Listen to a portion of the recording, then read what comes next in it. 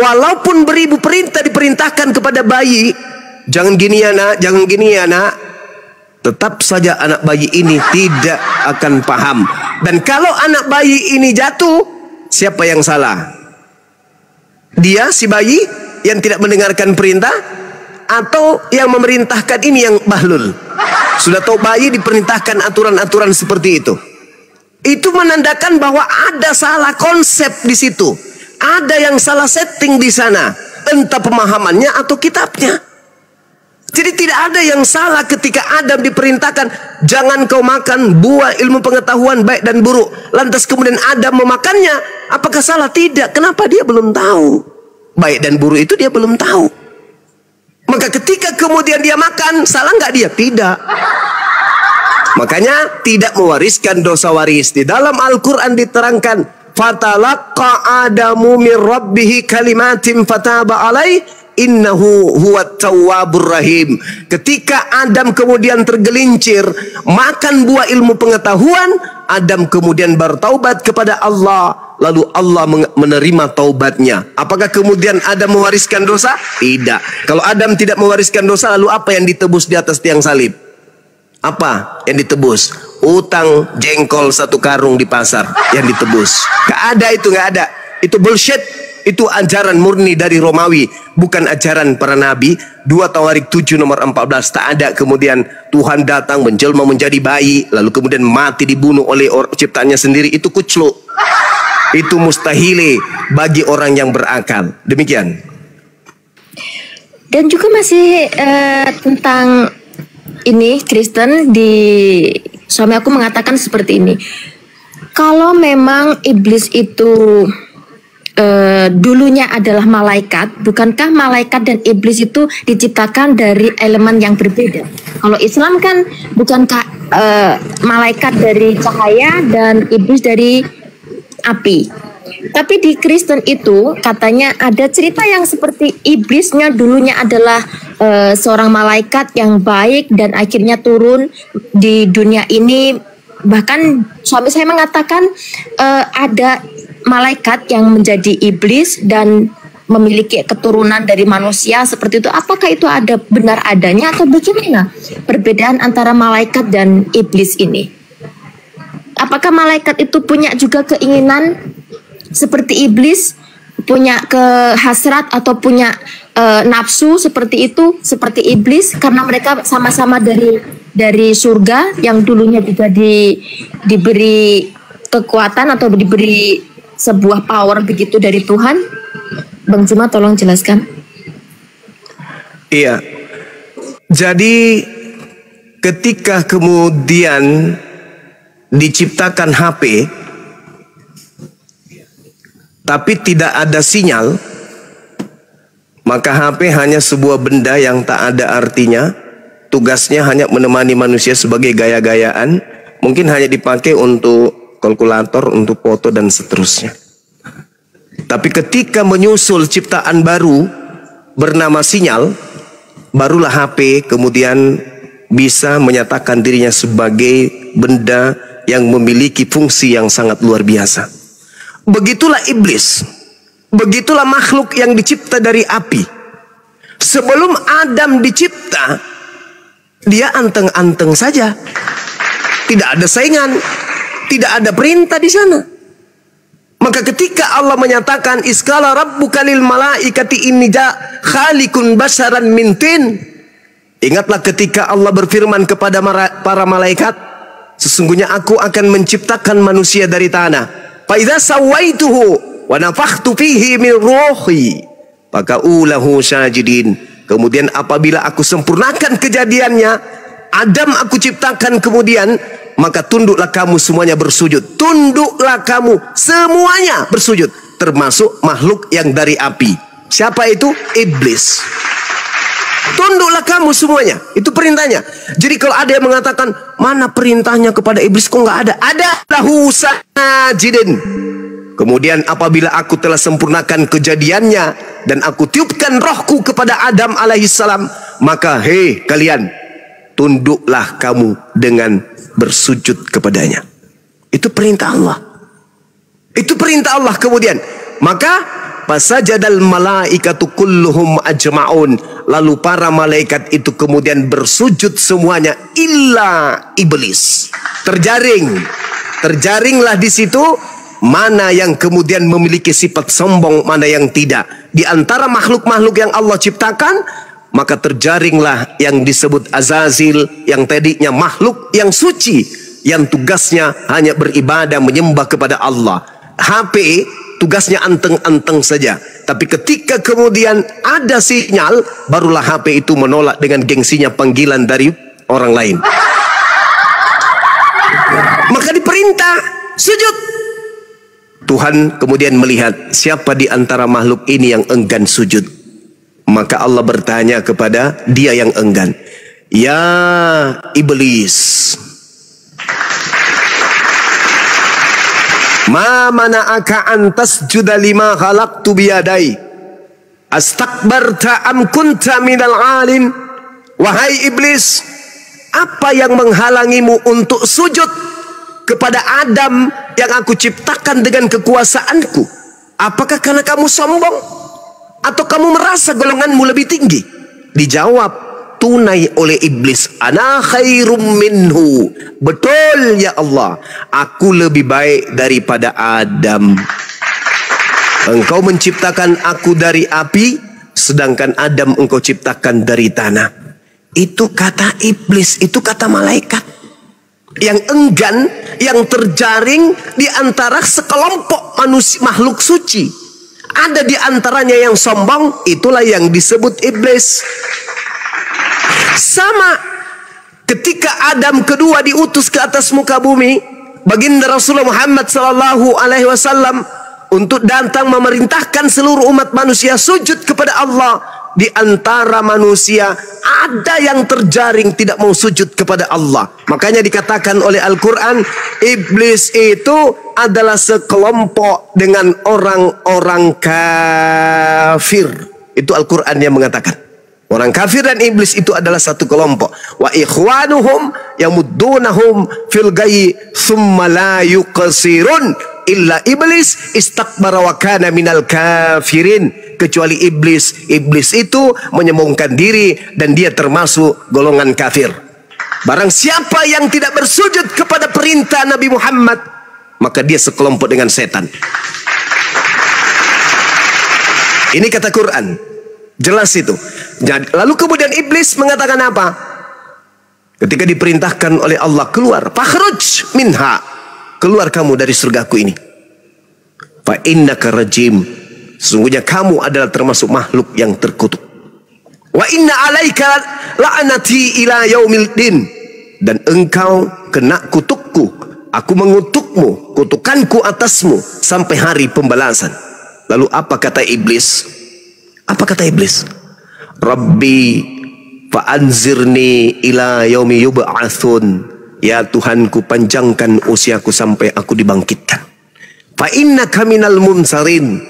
Allah menjawab, oke, kamu termasuk golongan yang diberi penangguhan usia panjang. Ila yaumil waqtil maklum, sampai kepada waktu yang ditentukan, yaitu hari kiamat. Jadi iblis yang hidup pada zaman Nabi Adam masih hidup sampai hari ini. Maka iblis menjawab, Fabi izzatika la ughwiyannahum ajma'in. Demi kemuliaanmu wahai Tuhanku, pasti aku akan menyesatkan manusia seluruhnya, illa ibadaka minhum mukhlasin, kecuali hamba-hambamu yang terpilih di antara mereka. Ini jelas dalam Al-Quran. Maka iblis sampai hari ini panjang usia. Kalau dia tidak bisa kemudian menjerumuskan anak kita, orang tua kita, maka lari ke kita. Tidak bisa menjerumuskan kita dari arah kiri, dari kanan, dari belakang, dari depan dan seterusnya. Nah, inilah yang terjadi pada diri manusia. Sehingga ketika kemudian ada yang diutus kepada Bani Israel, iblis kemudian bekerja berkarya. Nah, ini bagus ini. Yang lahir, yang bisa membangkitkan orang mati, membuat orang lumpuh berjalan, orang buta melihat. Ini bisa kujadikan sebagai bahan untuk supaya menyesatkan manusia, agar manusia menganggapnya Tuhan. Makanya Yesus berpesan, Waspadalah kepada penyesat yang datang kepadamu dengan memakai namaku dan berkata akulah Kristus. Iblisnya memanfaatkan ketenaran Yesus untuk menjual nama Yesus kepada keturunan Adam agar sebagian dari keturunan Adam itu bisa mempertuhankan Yesus Kristus selain daripada pencipta langit dan bumi yang orang Yahudi menyebutnya Yod-Heh-Vav-He. Saya kira demikian. Silakan. Oke, terima kasih banyak Bang Sumbang karena sudah memberikan Sama-sama. banyak pencerahan kepada saya. Karena di sini saya juga mengikuti di beberapa channel lain apologet Islam karena itu sangat membantu untuk saya menjelaskan kepada mereka bagaimana sih bukan saya hanya melindungi iman saya, tapi setidaknya saya juga memberikan kayak mereka mau menarik saya, tapi saya juga mengatakan tidak, kalian tidak bisa menarik saya karena saya juga melihat beberapa cacat di Bible itu, dan itu bisa membuat saya mendapatkan kelonggaran agar tidak tertarik kepada apa yang telah mereka tunjukkan kepada saya. Dan saya juga sangat berterima kasih kepada apologet Indonesia karena dengan itu bisa menyelamatkan keimanan saya, memberikan pencerahan. Dan di sini saya juga memiliki banyak sekali catatan karena saya mengikuti Bang Zuma sejak beberapa bulan yang lalu.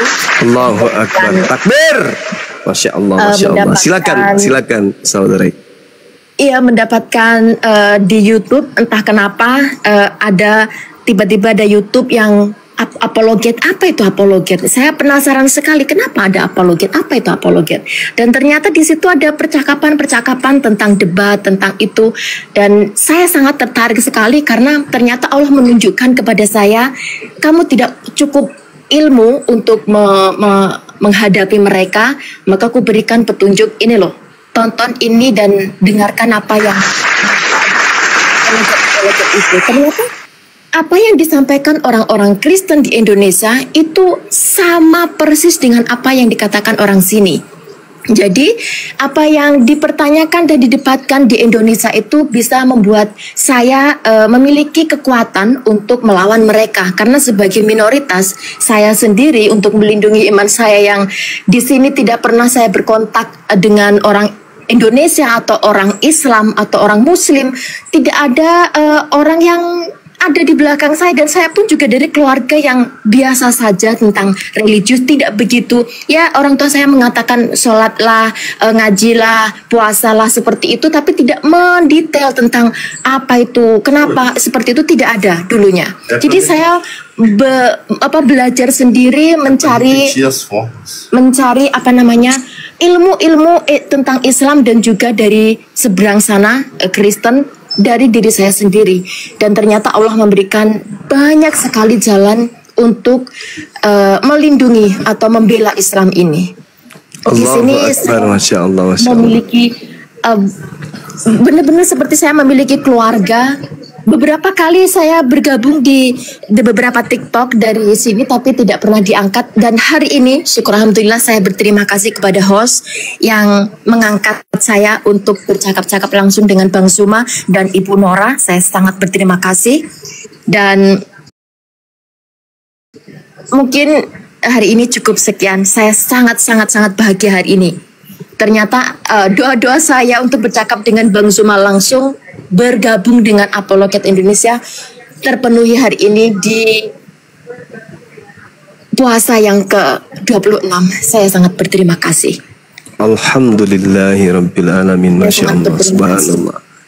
Siap. Ya. Kami juga bangga atas kegigihan ya saudari kami Ukhti Suci untuk memperjuangkan akidahnya di tengah hidup di tengah-tengah mayoritas non-muslim, dengan gigi memperjuangkan akidah meskipun beliau ya minoritas di sana, tetapi dia tidak relakan akhiratnya hancur hanya karena dikelilingi oleh orang-orang yang mayoritas non-muslim yang senantiasa bukan hanya sekedar non-muslim, tetapi mereka sekuat tenaga yang mereka bisa untuk memurtadkan Ukhti Suci untuk keluar daripada agamanya. Masya Allah, kami bangga dan kami senang menyambut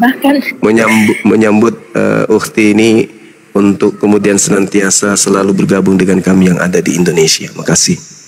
Saya juga sudah dihujat selama beberapa tahun karena di tahun 2015 lalu saya memberanikan diri menikah dengan seorang non-muslim. Dan saya menikah itu karena saya melihat suami saya itu orangnya sangat penasaran dan dia ini orangnya sangat logik sekali. Jadi setiap kali saya menjelaskan tentang Islam, dia itu sangat tertarik. Dan dia senantiasa mendengarkan perkataan saya. Hingga akhirnya selama 3 tahun saya menikah, akhirnya suami saya mengambil langkah untuk menjadi seorang Islam. Dan alhamdulillah hingga hari ini dia juga masih berpegang teguh dan masih sangat bahkan semakin percaya bahwa Islam itu adalah jalan yang benar. Dan hujatan-hujatan itu sudah saya terima selama beberapa tahun karena saya mengambil langkah sebagai seorang muslim yang menikah dengan non-muslim kala itu. Tapi setelah suami saya masuk ke dalam Islam, saya menikah secara agama pula. Yang pertama dulunya saya menikah hanya dengan catatan sipil. Tapi setelah suami saya masuk ke dalam Islam, saya menikah secara agama pula. Alhamdulillah. Mungkin di sini saya mengeluarkan unek-unek saya, Bang Zuma. Terima kasih banyak. Iya, nggak apa-apa, Uti. Ini sedikit lega karena saya juga tidak punya keberanian untuk mengungkapkan apa yang selama ini saya rasakan. Hidup sebagai minoritas, jauh dari orang tua, jadi keluarga itu saya ingin berkeluh kesah kepada keluarga itu saya sangat malu karena itu adalah keputusan saya ambil tahun 2015 lalu. Kalau saya mengeluh pada keluarga, mestinya mungkin mereka akan menyupport, tapi yang saya pikirkan adalah mungkin mereka akan menyalahkan saya juga karena saya mengambil langkah pada waktu itu. Jadi dengan adanya Apologet Islam, benar-benar saya sangat berterima kasih sekali. Mungkin sekian yang saya akan sampaikan hari ini. Terima kasih banyak Bang Zuma dan teman-teman di Apologet ini. Ya, sama-sama Ukhti Suci, ya, sehat selalu, panjang umur. Mudah-mudahan diberikan keturunan yang bisa menjadi tokoh agama di tempat saudari kita ini bermukim, ya. Di mana memangnya? Di Belanda, ya? Saya di Brazil. Oh, di Brazil. Iya. Oke, baik. Dan di sini mayoritas adalah 99% kayaknya adalah Kristen, ya, Katolik dan Protestan yang mendominasi tempat ini. Jadi itu sangat berat untuk menghadapi mereka. Iya. Yang penting ya itu tadi metodenya udah tepat. Ketika berdebat bisa nyimak, ternyata kalau ditanya ini jawabannya di Bible tertulis seperti ini, di Al-Quran di ayat surah ini ayat sekian. Nah, itu sudah tepat, itu sudah tepat. Jadi kalau ada serangan tinggal ditangkis saja pakai data-data yang didengarkan dari live TikTok yang ada di Apologet Islam Indonesia. Ya, saya juga membuat banyak sekali catatan tentang percakapan Bang Zuma, penjelasan Bang Zuma dan apologet seperti Kodonditan dan Ustadz Felix Shaw, seperti itu saya catat semuanya untuk tameng iman saya. Masya Allah. Saya mengikuti mereka. Luar biasa. Iya. Dilanjutkan aja. Dilanjutkan. Iya. Terima kasih banyak. Iya, sama-sama. Selamat malam. Iya, malam, Saudara Tommy. Ya, malam Bang Zuma. Malam. Baik, terima kasih udah mau menerima saya di room ini. Sama-sama, Bang. Bang Zuma. Siap. Ini sempat aku membaca satu artikel di Google nih tentang hadis Muslim nomor 3311. Iya.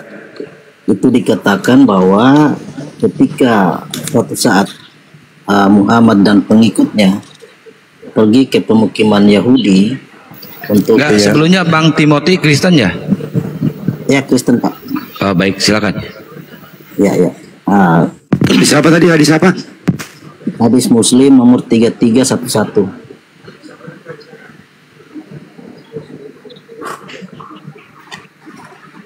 Nah, di situ diceritakan bahwa suatu ketika Muhammad dan beberapa pengikutnya pergi ke pemukiman Yahudi untuk menyerukan kepada orang Yahudi di sana untuk memeluk Islam. Nah, di dalam beberapa pembicaraan di terakhirnya Muhammad mengatakan bahwa ketahuilah sesungguhnya bumi ini kepunyaan Allah dan Rasulnya. Makanya itu apakah ada dalil atau wahyu sebelumnya sehingga Muhammad bisa mengatakan hal seperti ini, Bang Juma? Menjelaskan Bang Juma. Iya, surah Al-Fatihah itu jelas itu, Bang. Alhamdulillahi Rabbil Alamin. Segala puji bagi Allah Tuhan semesta alam. Jadi Allah dalam hal ini adalah pemilik alam semesta ini. Jadi tidak ada yang salah dengan hadits yang Anda bawa. Bagaimana kemudian di dalam perkataan itu bukan saja bumi ini kepunyaan Allah, tetapi kepunyaan juga Rasulnya. Itu gimana? Artinya bahwa apakah secara tidak langsung bahwa itu ada penyetaraan dalam hal kepemilikan bumi ini? Oh enggak, tidak. Baginda Rasulullah Muhammad SAW ketika membawa hadits ini mengucapkan 3 kali kalimat tersebut. Ketahuilah sesungguhnya bumi ini kepunyaan Allah dan Rasulnya. Artinya bahwa baginda Rasulullah Muhammad SAW diutus kemudian ke atas muka bumi sebagai rahmat untuk alam semesta. Maka Rasulullah harus menjadikan alam semesta ini sebagai rahmat. Dengan cara apa? Dengan mengajarkan Islam kepada seluruh alam semesta ini. Itu tujuannya, makanya dia diutus litubayyina linnasi. Nabi Muhammad diutus kepada seluruh umat manusia sebagai rahmatan lil alamin. Berbeda dengan nabi-nabi sebelumnya, hanya diutus kepada kelompok tertentu, termasuk Yesus. Itu hanya untuk Bani Israel saja. Itu pun hanya untuk domba yang hilang, yang sesat dari Bani Israel. Sedangkan baginda Rasulullah Muhammad SAW diutus ke muka bumi ini untuk mengislamkan alam semesta. Jadi apakah menurut statement Bang Suma itu, apakah itu sudah menunjukkan bahwa betul bahwa hadis ini mengatakan bahwa bumi ini adalah kepunyaan Allah dan Rasulnya? Iya, memang betul. Alam semesta ini kepunyaan Allah. Dan terkait Rasulnya. Dengan Rasulnya itu adalah wakilnya. Wakilnya diutus ke atas muka bumi ini untuk mengajak orang-orang, menyeru orang-orang kemudian untuk kembali kepada pemilik alam semesta. Dia wakil Tuhan, dia duta Tuhan. Dia yang diperintahkan kemudian untuk mengajarkan seluruh alam semesta agar bertasbih, mengingat kepada Allah sang pemilik. Itu maksudnya. Beliau ada Rasul. Rasulullah artinya Rasul utusan Allah, maksudnya wakil, duta. Dia duta pencipta langit dan bumi. Kalau Yesus duta pencipta langit dan bumi kepada sekelompok manusia bernama Bani Israel saja. Kalau Rasulullah, dia adalah duta untuk alam semesta ini. Dia utusan Tuhan untuk seluruh alam semesta.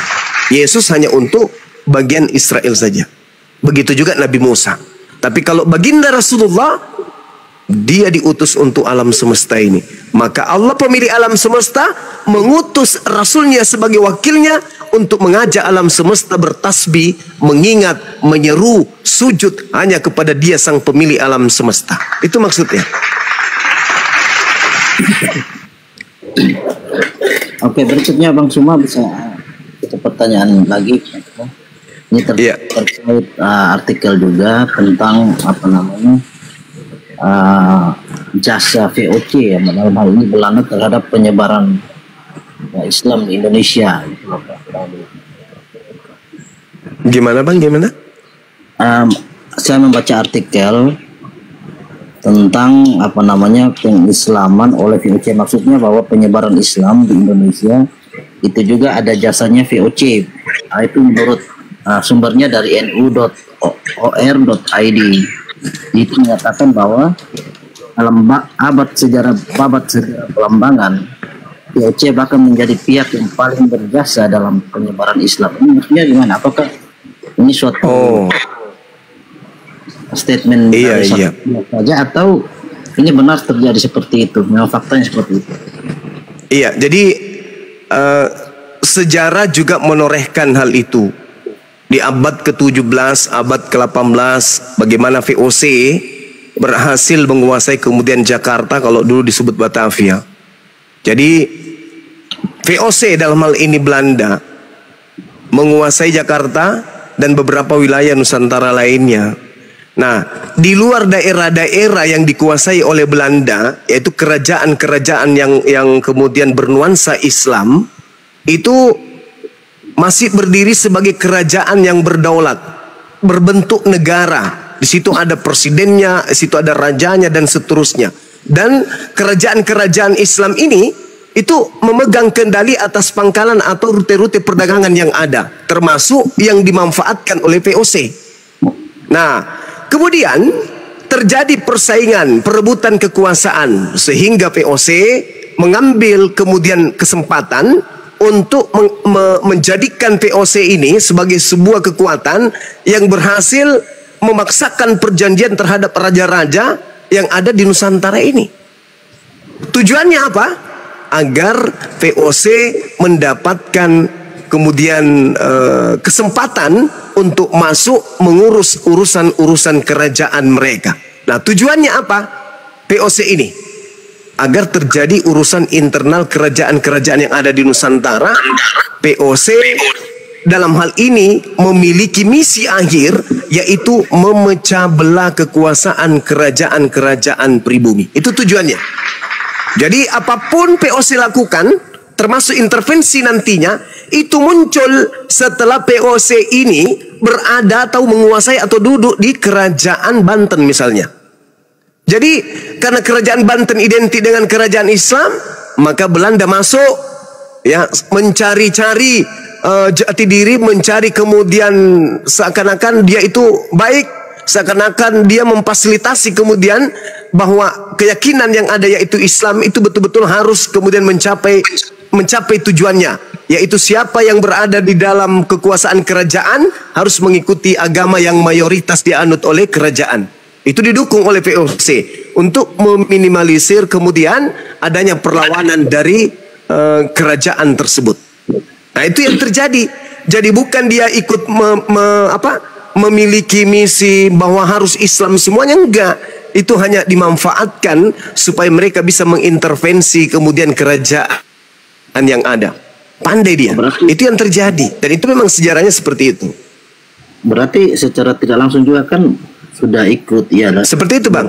Jadi Belanda ini misalnya tujuannya mungkin gimana? Artinya walaupun seperti itu, artinya secara tidak langsung VOC juga kan sudah berjasa menyebarkan Islam.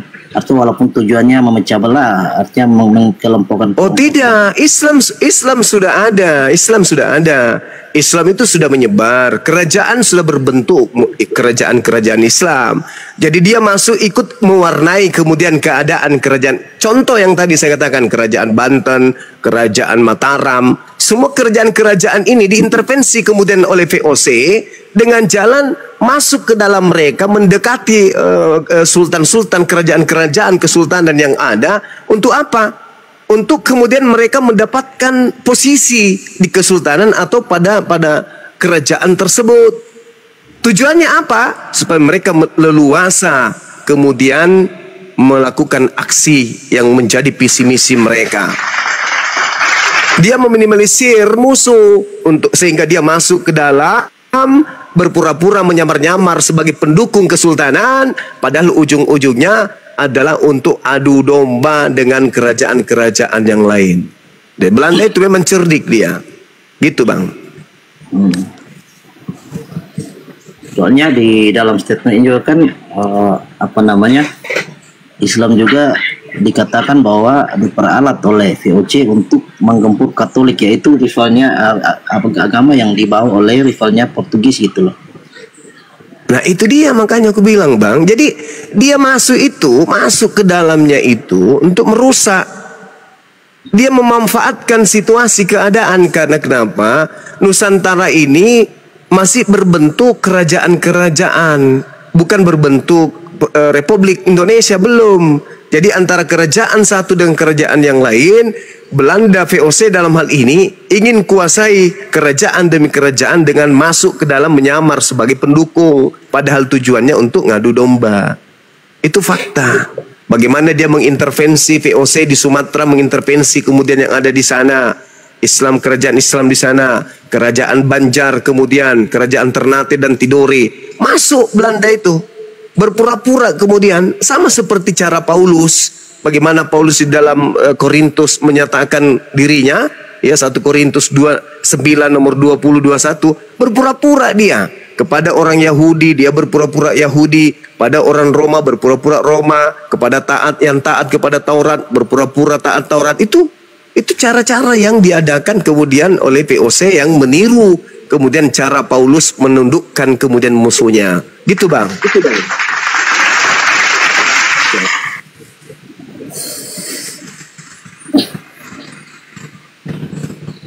Itu aja Bang. Iya, terima kasih. Silakan, yang lain dinaikkan.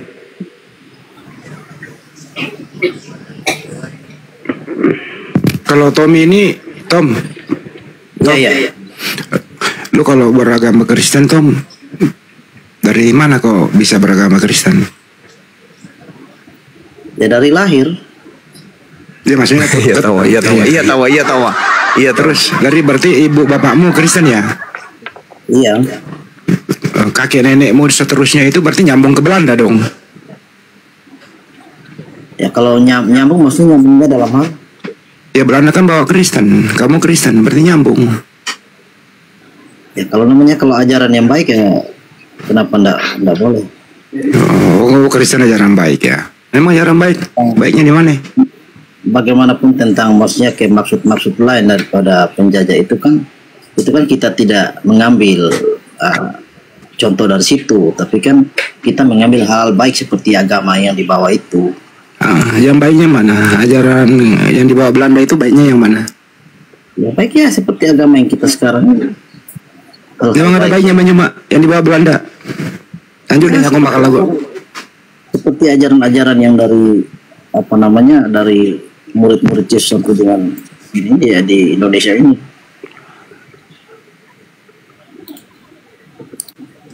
Yang baik itu yang mana Bang? Kalau yang baik ya seperti ya ajaran Yesus tentang kasih apa segala macam itu. Bagaimana ceritanya? Menjajah kok kasih, gimana itu? Bukan, maksudnya bahwa implementasi itu kan namanya hak setiap orang, dia mau implementasinya dalam kehidupannya atau tidak, itu kan masing-masing orang gitu loh. Nggak semua harus dipaksa. Ya, maksudnya kasih yang dibawa Belanda itu yang mana? Kasih apa? Kasih pembunuhan, kasih anak jadi yatim, kasih ibu-ibu jadi janda gitu. Bukan. Menjajah, merampas, memperkosa, mengadu domba, menghancurkan pondok-pondok pesantren, membunuh para ulama, membunuh pribumi, itu kasihnya maksudnya. Artinya bahwa memang Belanda membawa agama Kristen, tapi perbuatannya menjajah, menghancurkan, membunuh apa segala macam kan bukan implementasi daripada agama yang dia bawa gitu loh. Ya, lalu bagaimana dia mengajarkan kasih kalau tugasnya kerjanya membunuh, merampas, merampok? Ya mengajarkan kasihnya di mana? Iya, misionaris yang kemudian kerjasama dengan Belanda. Iya, saya ngerti. Maksudnya gini, yang mau diperbudak oleh Belanda dikristenkan, yang tidak mau diperbudak dibunuh, kan gitu. Yang mengkristenkan para budak misionaris, ya toh, karena tidak mungkin dikristenkan yang melakukan perlawanan, tidak mungkin satu tempat ibadah orang yang melawan dengan Belanda. Yang dikristenkan misionaris adalah para budak-budak penjajah. Gini Bang, artinya bahwa bukan saja budak-budak yang dijajah atau apa, mau Kristen, mau Islam, mau apa. Ya budak lah, karena tidak mungkin Belanda yang bertani. Gak mungkin Belanda yang jadi peternak, gak mungkin Belanda yang kemudian jadi pelaut, nelayan cari ikan untuk penjajah. Yang menjadi nelayannya Belanda, yang menjadi tukang cucinya Belanda, pemuas seksnya Belanda. Karena mereka prajurit Belanda itu tidak bawa istri, maka yang menjadi korban pribumi. Nah, pribumi yang mau tunduk di bawah kaki penjajah itulah yang dikristenkan oleh penjajah Paluka. Tapi mereka seperti kami ini punya kakek buyut, pejuang-pejuang yang kemudian ditorehkan catatan emas namanya oleh negara, itu tidak bisa dihantam oleh Belanda dan tidak mungkin kemudian dikristenkan oleh misionaris mereka. Yang dikristenkan itu adalah pemuas nafsu, tukang cuci piring, tukang cuci celana dalamnya Belanda, yang semer sepatunya Belanda, yang bersihkan gerejanya Belanda, yang cuci giginya Belanda, yang cebokin Belanda, itu yang dikristenkan oleh misionaris. Paham? Sampai sini paham? Kalau kami keturunan pejuang nggak mungkin. Tidak mungkin keturunan pejuang, nggak mungkin kami mau, nggak mungkin. Yang menjadi pengikutnya itu yang lap-lap pantatnya Belanda, itu yang Kristen, yang ikut dari agama penjajah, yang jadi hantaman misionaris, gitu bang. Tidak ada. Kalau pejuang nggak mungkin. Cobalah suruh datang misionaris ke pejuang, kalau tidak dicabut giginya satu-satu. Yang dikristenkan oleh para misionaris itu adalah budak-budak penjajah. Makanya keturunannya mental-mental budak. Mental budak itu gimana kawan? Kalau dia minoritas datang sopan sama kita tuh, itu budak itu begitu. Kalau dia ke majikan, iya pak, iya, itu di depan majikan. Tapi kalau di belakang majikan kurang ajar, sontoloyo. Itu mental penjajah itu gitu tuh. Udah dikasih tempat, udah dikasih ruang baik-baik, kerjanya cuma merusak, kerjanya hanya nyerang-nyerang. Gitu. Bahkan tentara itu kalau keturunan budak Belanda, tentara, dia suka kalau negara ini hancur. Dia suka kalau negara ini ada intimidasi dari barat. Oh, suka kali dia. Itu mental-mental budaknya Belanda tuh. Kalau misalnya ada dari luar negara asing yang mencaplok negara Indonesia ini, tepuk tangan, hatinya senang sekali kalau Indonesia ini hancur. Nah, itu budak penjajah itu. Itu keturunan Montenya Belanda itu yang kayak gitu tuh. Gitu bang. Ya, bahwa bukan yang pejuang-pejuang itu bukan hanya dari Islam, tapi juga dari agama lain juga punya andil dalam perlawanan. Memang betul, memang betul. Pejuang kemerdekaan tidak semuanya Islam, tapi semua penjajah 100% bukan Islam. Memang betul itu bang. Sekarang begini, Belanda datang ke Indonesia 350 tahun, tidak mungkin dia ngetik sendiri kan? Tidak mungkin dia 501 terus kan? Tidak mungkin. Pasti dia ingin melampiaskan kepada wanita. Wanita mana sementara mereka tidak bawa istri? Ya pribumi. Nah, pribumi ini nanti yang dihamili di luar nikah, kira-kira anaknya jadi agama apa? Kira-kira anaknya tuh? Kira-kira anaknya yang dihamili Belanda ini anaknya agamanya apa? Ya, saya nggak tahu. Oh. Mantap kali lah kalau Anda tidak tahu. Ya, saya kira begitu. Bang Handi mungkin bisa masuk. Ini sudah melewati ambang batas. Kalau saya bahas ini nanti banyak yang sakit hati karena saya tahu sejarah. Silakan. Ya, ini ada Pak Pendeta. Pak Pendeta mau bahas apa lagi Pak Pendeta nih? Wah, ini kan. Assalamualaikum, saudaraku. Iya, waalaikum Pak Pendeta. Ini suara apa nih? Petasan ya? Akang tuh, Akang lanjut. Mau ceramah apa Bang Sumar sama kita nih? Ini Pak Pendeta, terkait dengan Yesus palsu yang datang setelah Yesus asli terangkat ke langit.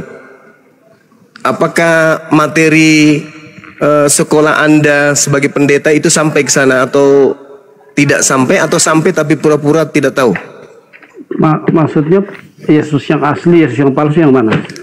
Yesus yang palsu yang memiliki banyak pengikut. Kalau yang asli kan cuma Bani Israel saja. Dari mana ayatnya itu ya? Matius 24, satu perikop. Intinya ada di poin-poin nomor 4, nomor 5. Matius 24 apa itu? Pendeta bertanya. Matius 24, nomor 4, nomor 5, saudara.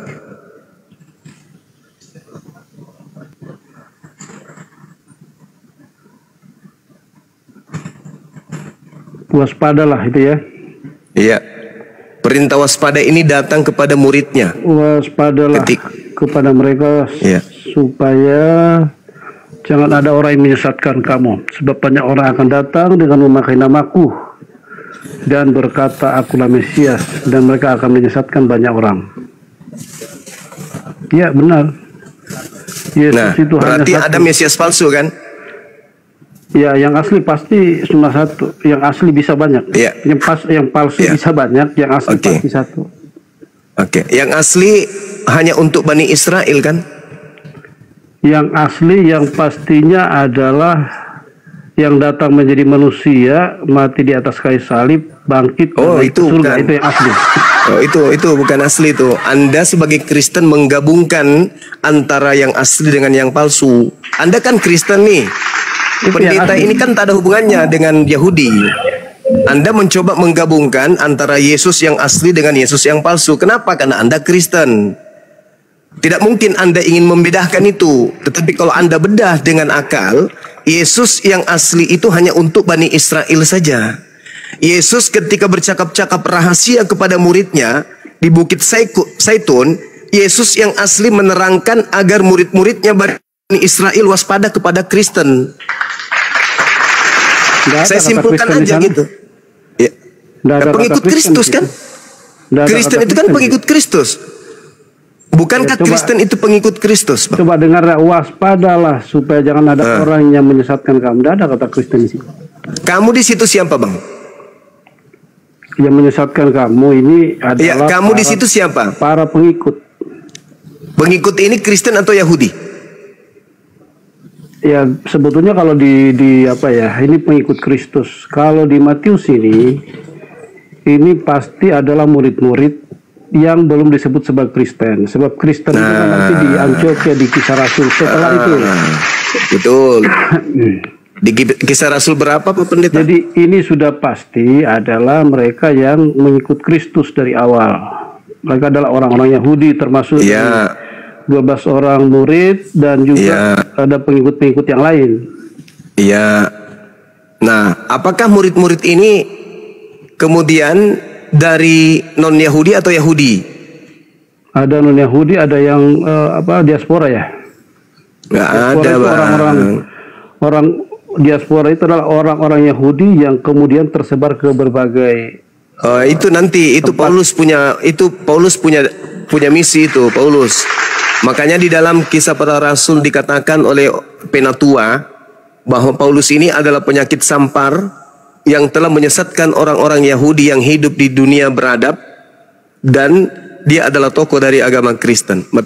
Kisah Para Rasul 24 nomor 5. Nah, yang pertama kali disebut Kristen itu adalah orang-orang yang hidup di tahun 50-an ke atas. Itu di Antioquia, di Turki.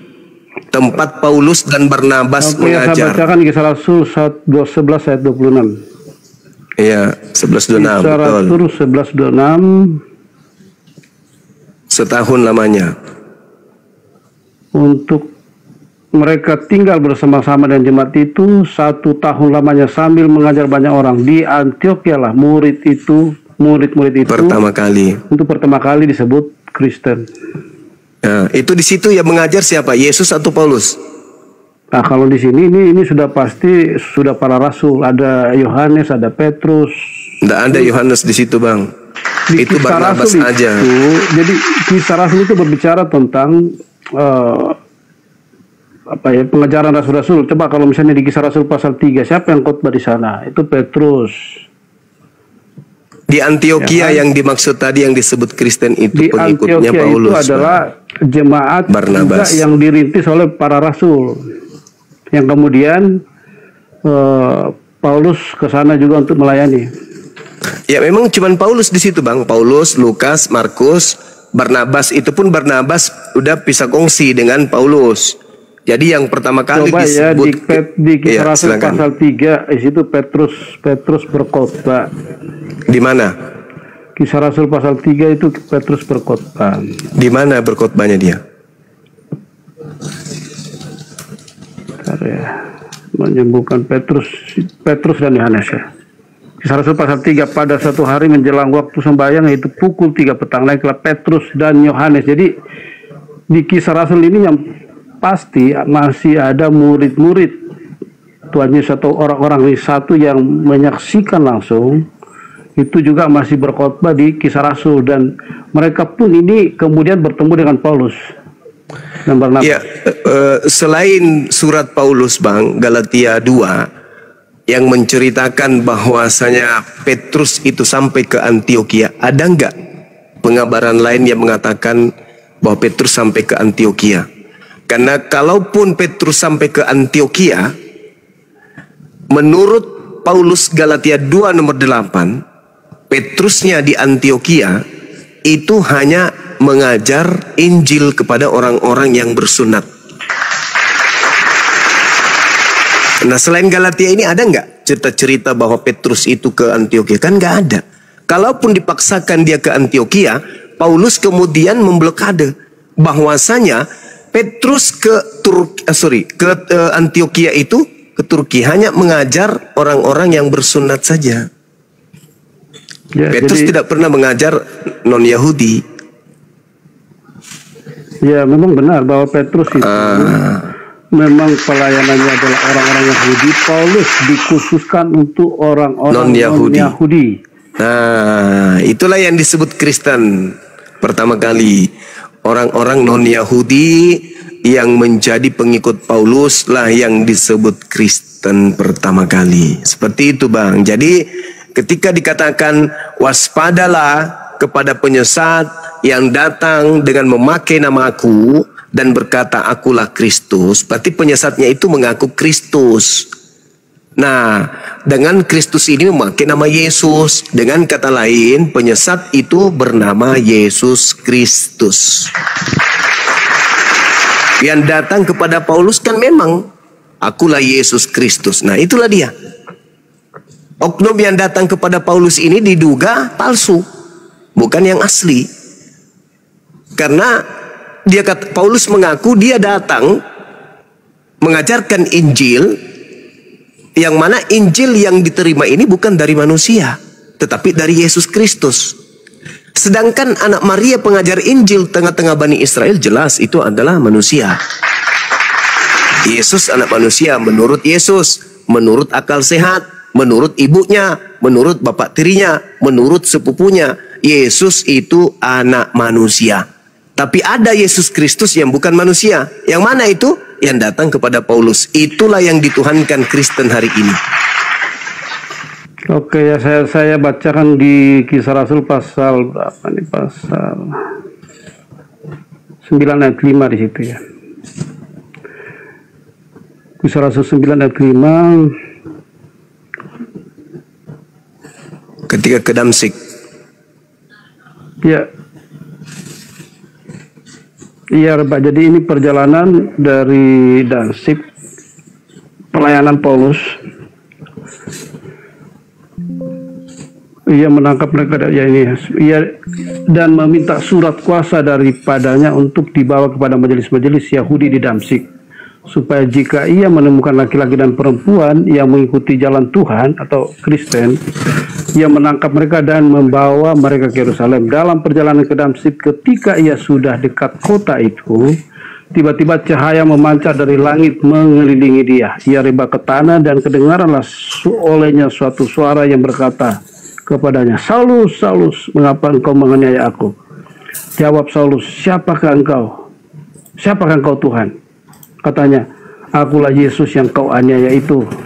Bangunlah dan pergilah ke dalam kota, di sana akan dikatakan kepadamu apa yang harus kau perbuat." Jadi ini adalah peristiwa ketika bagaimana Paulus itu mendapatkan surat kuasa dari pemimpin-pemimpin Yahudi di Yerusalem untuk membunuh orang-orang yang mengaku sebagai pengikut Kristus.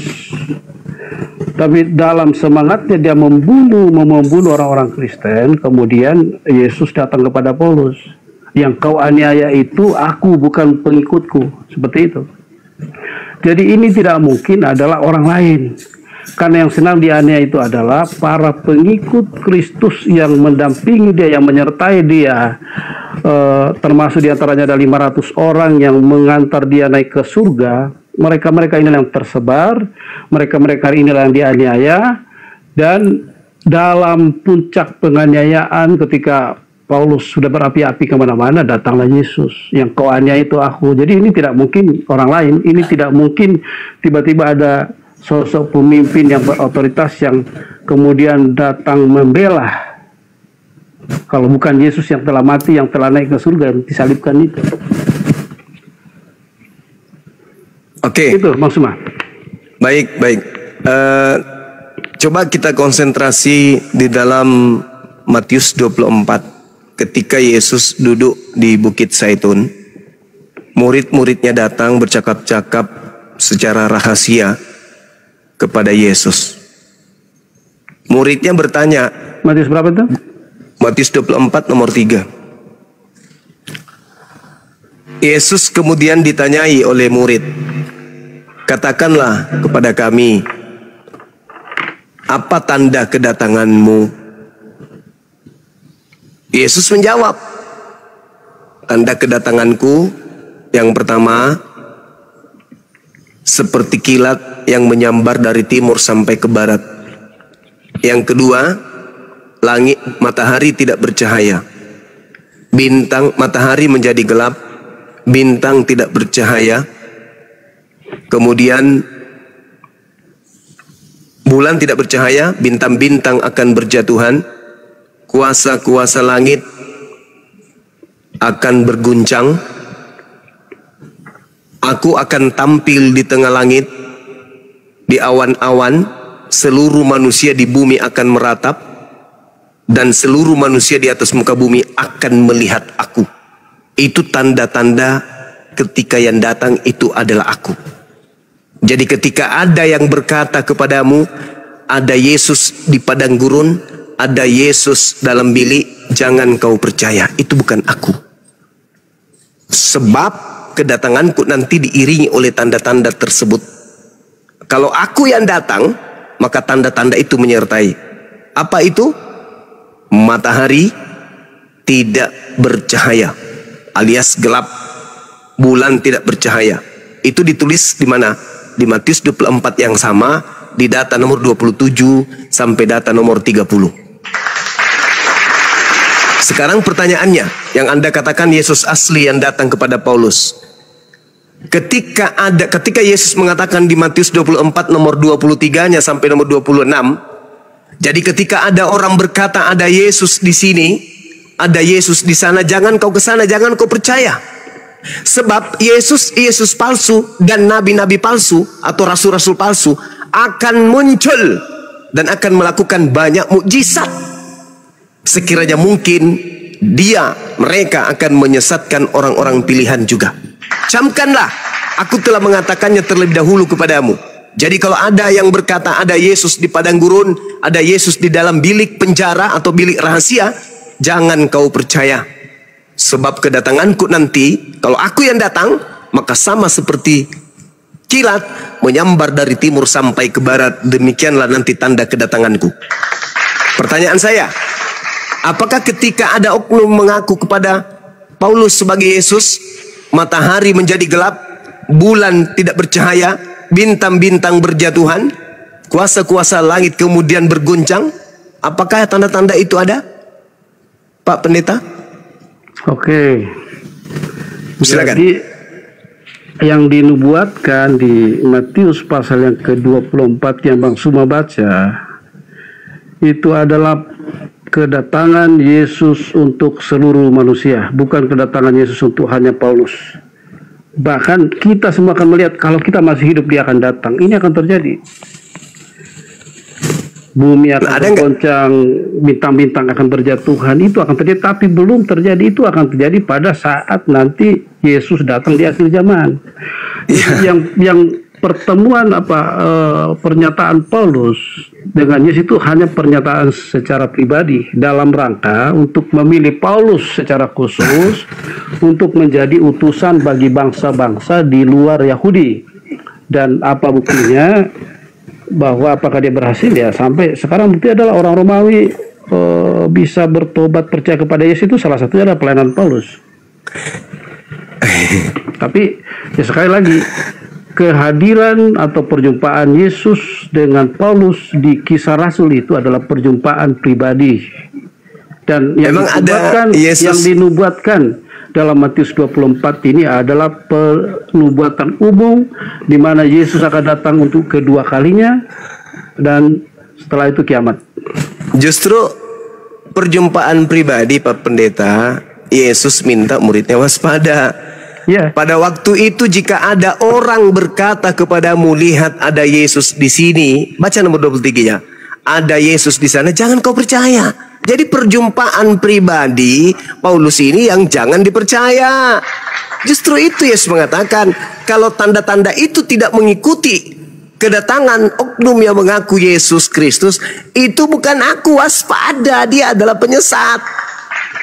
Sebab kalau aku yang datang, tanda-tanda itu menyertai aku. Tapi kalau tidak ada tanda-tanda itu, hanya rebah ke tanah, melihat cahaya, mendengarkan suara, jangan kau percaya, itu bukan aku, itu Kristus palsu.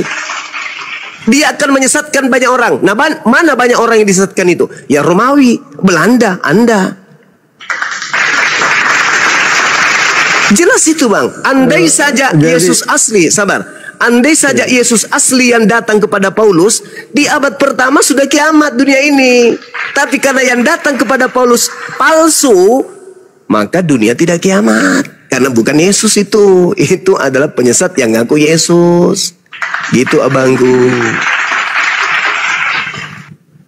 Jadi begini bang.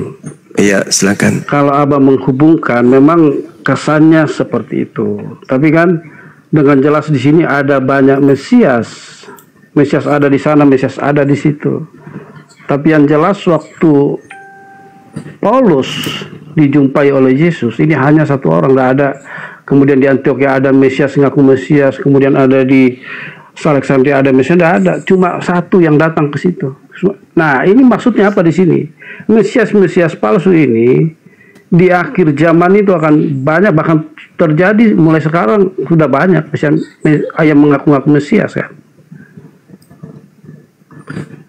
Itu bukan hanya dari kalangan siapa, dari kalangan Kristen sendiri ada yang mengaku-ngaku Mesias, dan itu baru awal. Nanti sebelum Yesus datang, itu akan lebih banyak lagi kepalsuan-kepalsuan akan muncul.